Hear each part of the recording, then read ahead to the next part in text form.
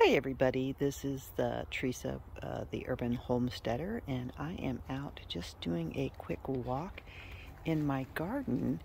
I have had an explosion of growth in my garden, and I wonder if it isn't because I have put, I don't know if you can see it down here because the plants have just grown around it. I have planted an electromagnetic coil down in some of my plants. Not every single one of them. But look at that healthy nasturtium. Just growing, coming down the way. Got a sunflower here on the end. It's just exploding. I mean, it's even covering my little chives. I've got another electromagnetic in the garden here. That tomato was just a few inches when I put this in. You know, gosh, I'd have to look back and see when I purchased it, but it's not been so long ago. But yeah, here's my garden. You get the beauty of a plain too. Didn't expect that. Now, this is kind of my herb garden. As you can see, I have to come back out and pick my little flowers off my chamomile flowering bush. And then I have these cute little bee cups with water in them. They're supposed to be able to feed the bees. Got this beautiful, I always mess the name up. I always wanted to call it a foxtail, but I showed it with my daughter the other day and I looked at it, but still can't remember the name. Now this one does not have an electromagnet in it. And it is, I mean, it's still growing, but this was pretty much this big, and this is like the second year for that lovely little soft little plant on the corner. And then of course my granddaughter was kind enough to plant me some carrot or Queen Anne's lace, and I've got some beautiful tops going there. Now if you come over to another one of my things, here's some more nasturtium. And I have harvested some of this here, lemon verbatim, and I have pineapple sage, and I just heard that you can also do stuff with the seeds. So I'm going to let those seeds, or excuse me, with the flowers. So I'm going to let that continue to go. Another little bee cup in there, some succession planting of some tomato plants, some holy basil. Or excuse me, that might be holy thyme. Hold on a second. Don't want to quote the wrong thing. That is basil. That says basil on there. I've got some regular basil. I need to come out and pick some of these so it doesn't flower. Pick off some of those tips so that I don't have bitter basil, and that'll cause it to just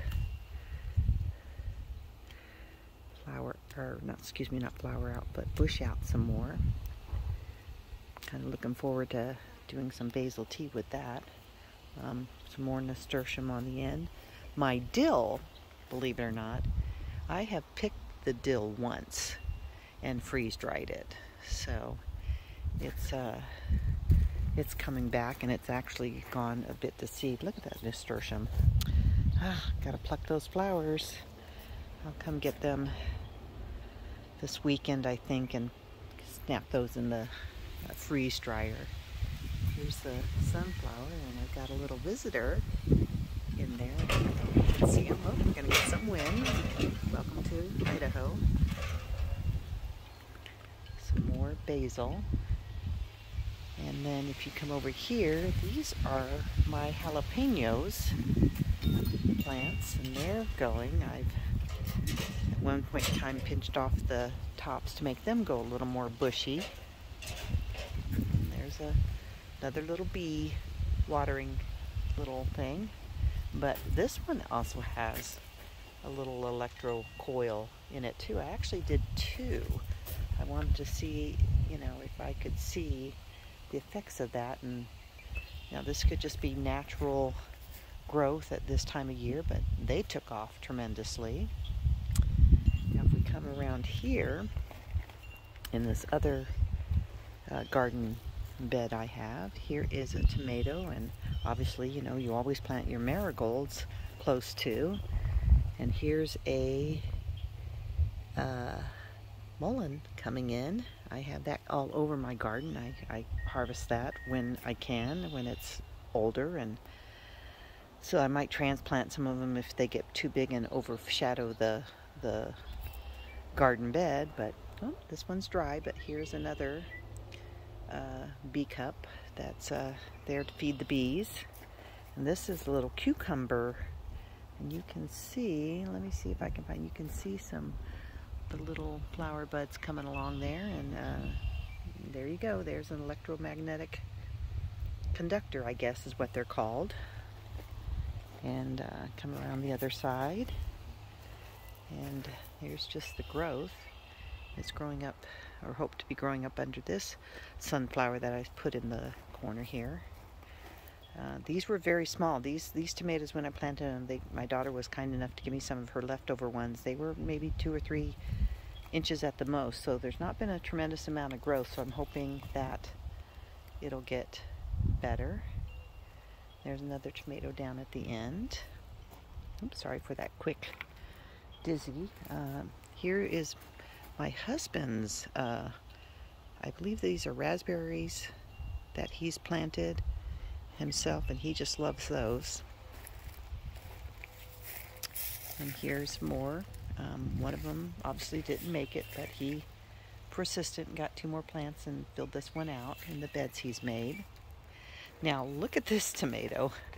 When I get back this weekend, I'm spending it with the grandbabies. I will take this plant and I will trim it up and make some other plants, put them in water. I've got some in the house. But here is that wonderful Queen Anne's lace that my granddaughter was kind enough to throw a whole pack of seeds out for me, and teach them young, let them garden. And so I let it, and it's growing tremendously. In fact, it's overpowering or overshadowing this tomato plant over here.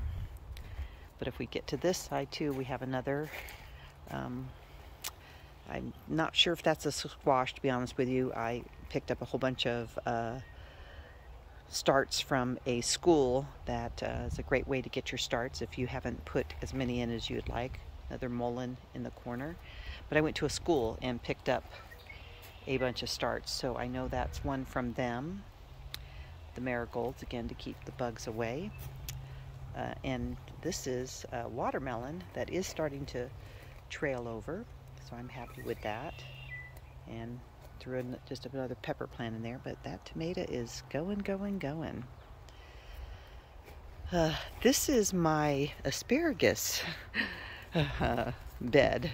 Now, we had a huge windstorm come through, actually quite a few times through here, and that is one of the things that bent over a little bit, and I tried to push it back up, but it just set that bend. So hopefully the next season, because this is only it's its 3rd year, but I let it still go 1 more year just to be on the safe side, to get some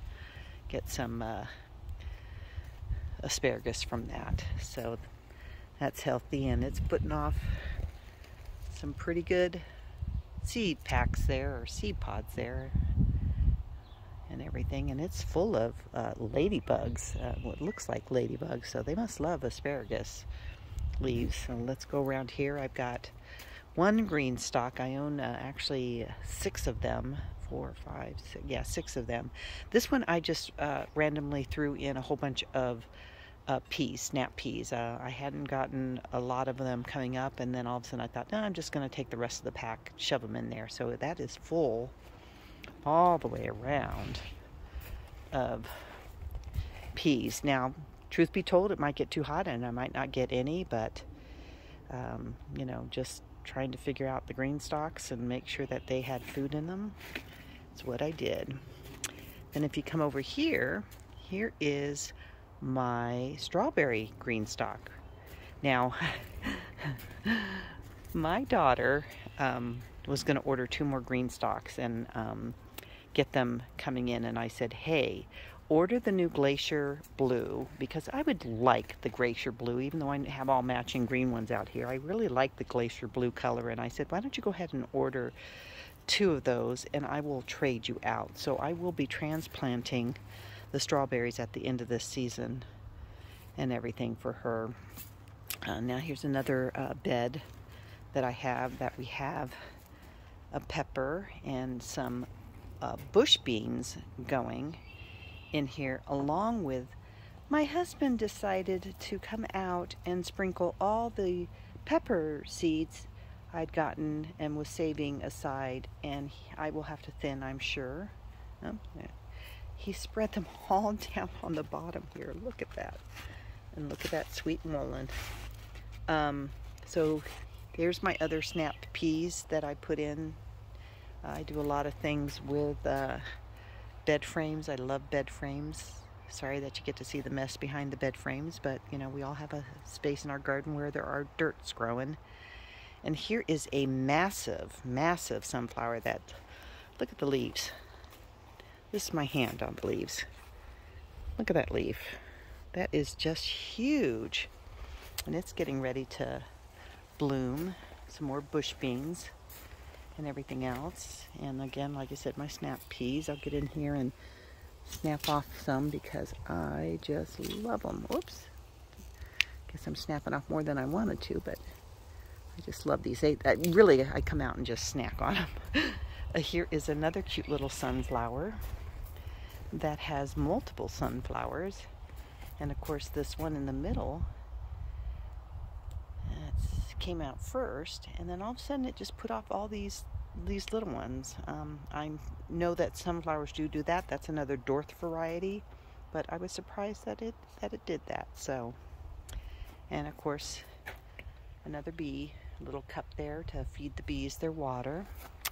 And then if we come around here, I have my sorry little okra. I'm not a big okra fan, but I swore that I was going to give them a try since I didn't like them from childhood. So we'll see, but that's what I got.